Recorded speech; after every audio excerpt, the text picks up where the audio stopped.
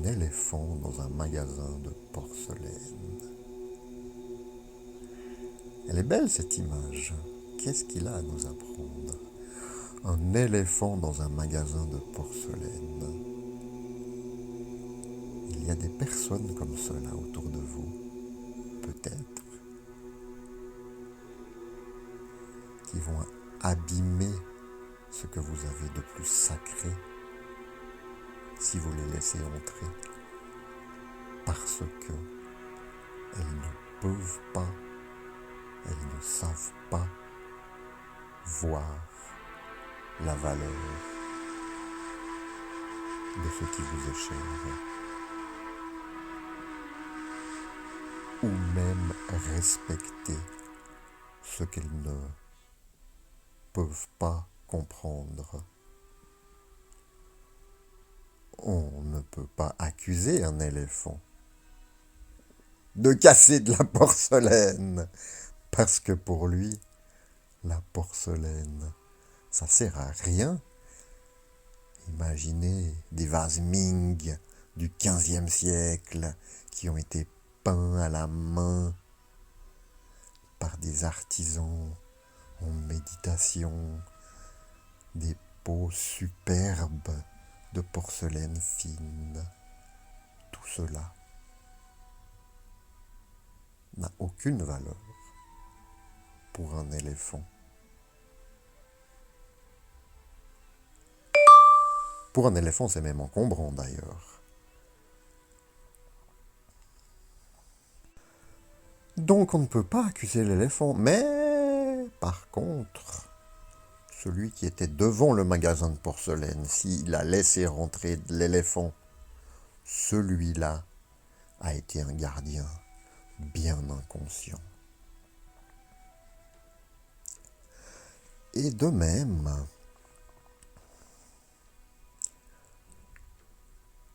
j'aimerais maintenant revenir à cette notion de gardien et il y a un exercice en art martial.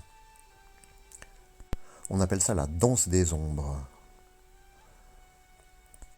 Il s'agit de... On se met face à face en fait, et puis on va agir très lentement et assez en douceur.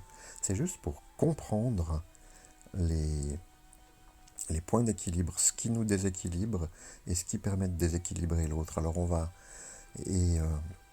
moi j'ai travaillé avec des maîtres de danse des ombres et c'est impressionnant. On n'arrive jamais à les toucher en fait, sans même qu'ils bougent les pieds du sol.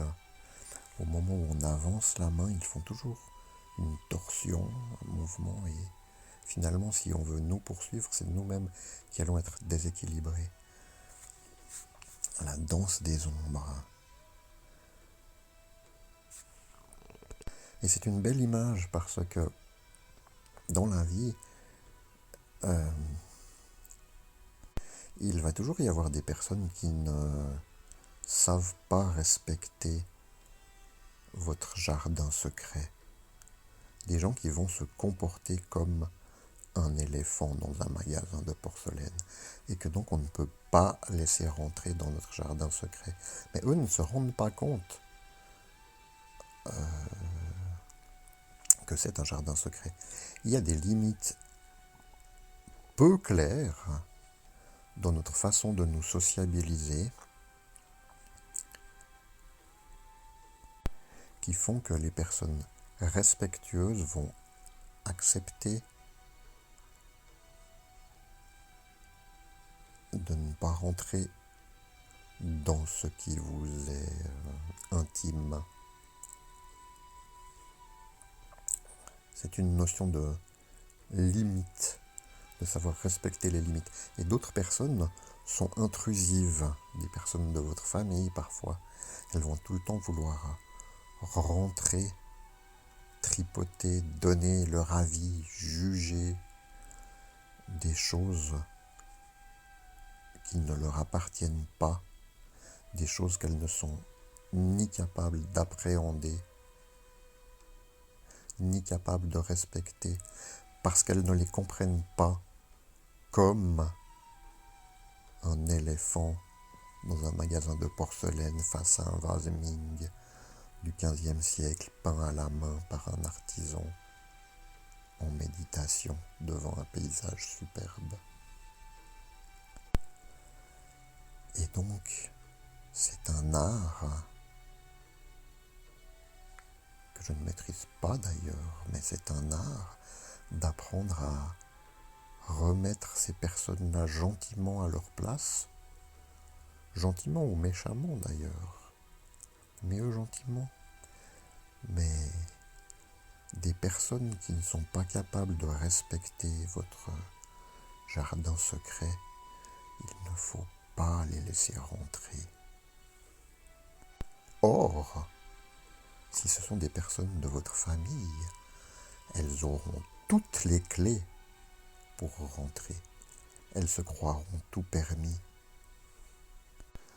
Et c'est cela le sacré, ce que vous avez dessus plus sacré.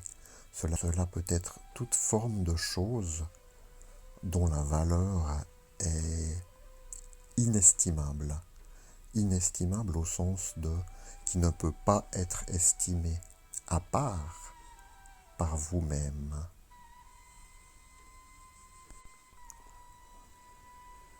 Alors se pose la question, qui es-tu en vérité pour me dire comment je dois être face à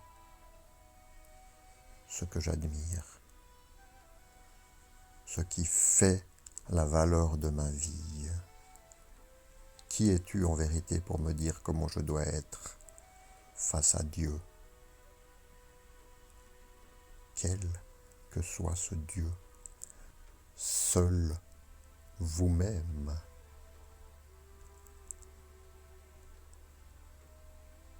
peut donner cette valeur.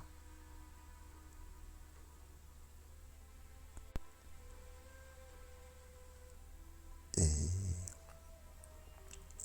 c'est comme cela qu'on forge une intimité.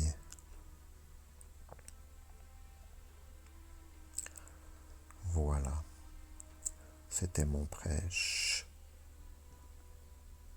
Comme un éléphant dans un jardin de porcelaine, ne le laissez pas rentrer dans votre jardin secret.